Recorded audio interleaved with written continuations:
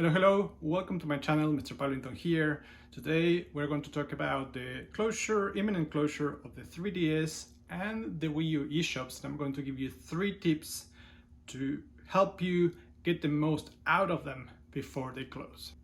Before we do that, subscribe to this channel, like this video, leave me a comment when you know what are you going to get, which games do you get. I'm curious, I want to know.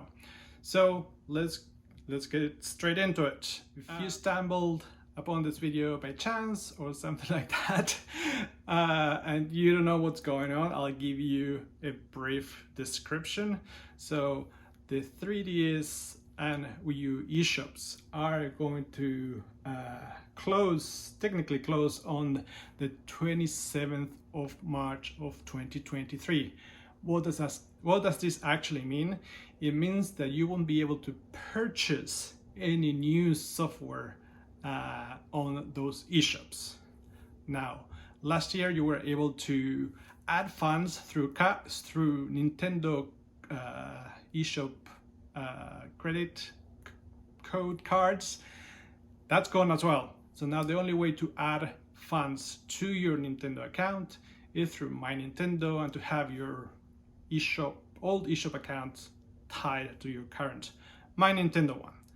So this is what's happening depending on when you would watch this video, in a few months. Now let's talk about a little bit about why this is bad. This is a bad situation for everyone. I understand from a maintenance perspective, from a cost perspective, Nintendo is saying, hey, these services need to go. We don't want to keep paying for the servers or for the cloud consumption, whatever they are trying to save money on. I understand it, but it also means that some games that were download exclusive, or some games that were not really physical in certain regions, they're gone. You cannot get them anymore. One of those games, for example, is Shin Megami Tensei 4. It wasn't released physical in Europe. The only way to get it was through the eShop. Also, reminder, these consoles are all region locked, so you cannot import a physical copy from another country. So yeah, the 3DS and the Wii U were like the worst case scenario from all these dimensions. And now the 3DS and the Wii U shop are closing, so you only have a small window of opportunity to get some games from there. So I'm going to give you 3 tips to get you organized. This is not some hack, this is nothing crazy. This is about helping you get organized and be ready to pull the trigger when you see a good game on the eShop that is at a reasonable price or is discounted. So the step number 1 is to know which ones are those eShop exclusive games that you want to download and which ones are the good ones. Because the eShop, there's a lot of content in the eShop, and the eShop, the old one, the new one on the Nintendo Switch is a little bit better, still a little bit clunky, but the old one is even worse. It was really hard to navigate and to browse. So really hard to discover games. So I'm linked a Nintendo Life article here in the description of this video that has a list of some really good eShop exclusive games. Games like Harmonite, games like Liberation Maiden, Pool Blocks and Pool Blocks? Yeah, might have a different name somewhere else. It's a puzzle game. These games do not exist anywhere else. They're great, and they're gone. Once you cannot buy them anymore on the eShop, you cannot get them unless someone re-release them for maybe on a modern console or somewhere else, maybe on Steam or something else. So the first step is for you to understand what games are out there that you should be looking for. Step number 2 is the easiest part of this. So once you know which games you want to get, make up a list. Like as simple as it sounds.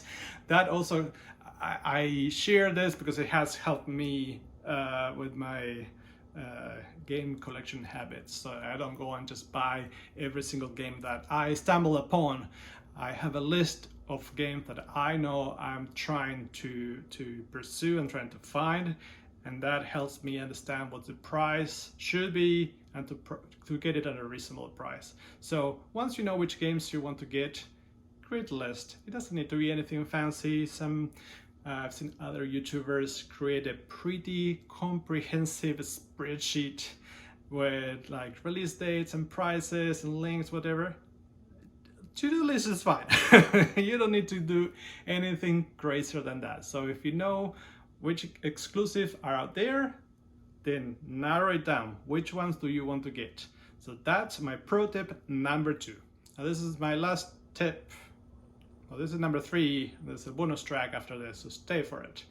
Number 3 is I use this website, which also has an app. It is a website called NT Deals. What I like about this website is that once you selected which games you are looking for, it tracks the eShops, but it tracks the eShops per region. So you can say, notify me when these games are on sale for Europe or Asia or in North America. So as these consoles, both the 3DS and the Wii U, are region locked, the sales are also per region. So you need to know when each game is on special at a different time per region, essentially. So I highly recommend NTDLs. I'm going to leave a link on the description of this video. So add which games, once you know which ones are exclusive, which ones you want to get, tag them in NTDLs so you can get alerts when they go on. Now, if this is a bonus track, if you can do the other 3 things and still get, find the games that you actually like. This is my bonus track. If you need more ideas which games to get, some other recommendations, pro tip for you, I have done some videos. There's a playlist of all the recommendations I made. I've gone through a few of the categories. I made a video about hidden gems, and there's some other games that you might want to check that are not on that Nintendo Life list, but that I recommend myself.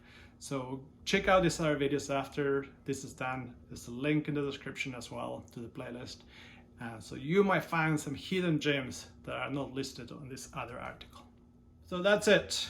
Now, pretty simple. Know the games, make a list, get alerts, watch some videos to find more games.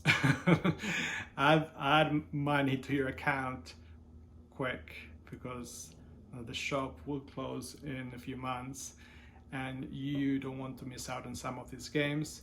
It is sad. It is a concern for preservation. What happens to games that are lost to online services and they're gone? Like, I think, if you think this can go back to the era of the Super Famicom in Japan, where they had a satellite service that would download games to your Super Famicom, and some games are still exclusive to that, and it's thanks to people that have gone above and beyond, out and about, and to find downloads of these games in some cartridges to then share them as ROMs. I know this is a little bit of controversy, but that's people trying to fight for the preservation of games that disappear when online services are gone. That's all I have for today. If you decide to buy any games, just let me know. I would like to know what games are you buying, and maybe you can give a recommendation to some other people. So that's all. If you like this video, subscribe to this channel, leave me a comment, and like I always say, keep on collecting.